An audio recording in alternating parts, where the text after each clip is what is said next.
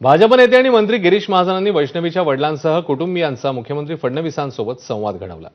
महाजनांनी सांत्वन केल्यावर व्हिडिओ कॉलद्वारे मुख्यमंत्र्यांनी त्यांच्याशी संवाद साधला।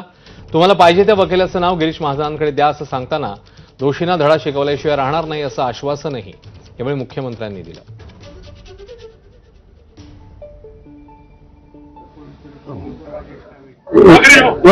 मी इकडे पुण्याला आलोय आता कसपटेंकडे वैष्णवी कसपटेंकडे जे बघा बोलून वडील आहेत कसपटे आपलेच कार्यकर्ते आहेत त्यांची मुलगी।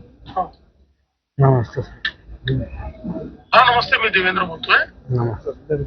आम्ही सगळे आहोत आपल्या पाठीशी, आपण काळजी करू नका।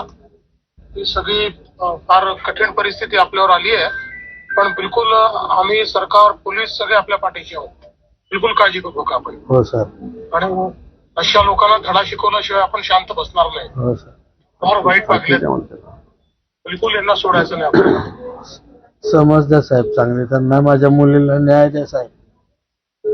नक्की न्याय देऊ आपण, काय काळजी करू नका, नक्की न्याय देऊ।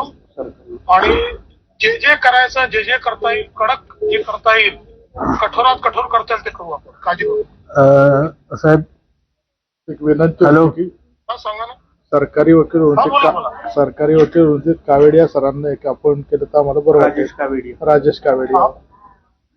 ठीक आहे, जे चांगले तुम्ही म्हणाल त्यांना करू। हो, दादांकडे आम्ही तसं केलंय, अजित दादांनाही ते स्वतः आपण बोललो। हो हो, त्यांच्यावर मोका अंतर्गत कारवाई करा। मोका कसा लागेल तुम्ही हो ते बघा, मी तुम्हाला सांगतो, कायद्यात जे बसेल ते सगळं कठोरात कठोर जे बसेल ते करू कायद्यामध्ये। आणि तुम्ही सांगाल तो वकील करू। हो सर। राजेश कावेडिया। राजेश